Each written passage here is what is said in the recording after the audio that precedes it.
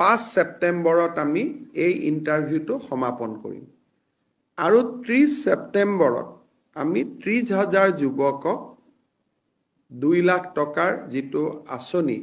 সেই আঁচনিৰ অংশসমূহ আমি বিতৰণ কৰিম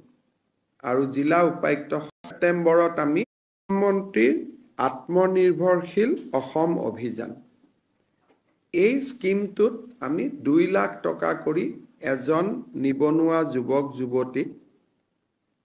নিজৰ উদ্যোগ স্থাপন কৰাৰ বাবে আমি সহায় কৰিম এনেকুৱা এটা আঁচনি আছিল 1 লাখ ঘূৰাই দিব 1 লাখ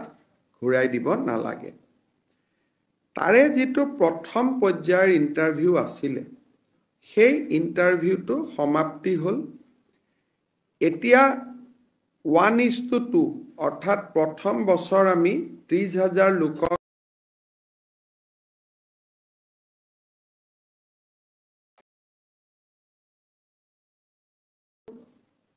সেপ্টেম্বৰত আমি প্ৰধানমন্ত্ৰীৰ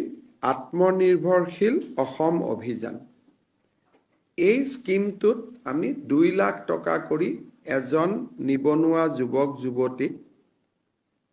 নিজৰ উদ্যোগ স্থাপন কৰাৰ বাবে আমি সহায় কৰিম এনেকুৱা এটা আঁচনি আছিল 1 লাখ ঘূৰাই দিব 1 লাখ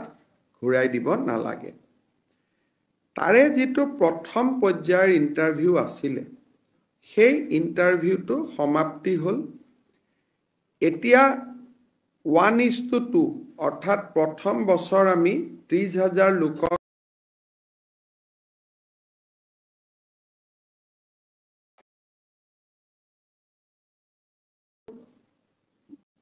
সেপ্টেম্বৰত আমি এই ইণ্টাৰভিউটো সমাপন কৰিম আৰু 30 সেপ্টেম্বৰত আমি 30,000 যুৱকক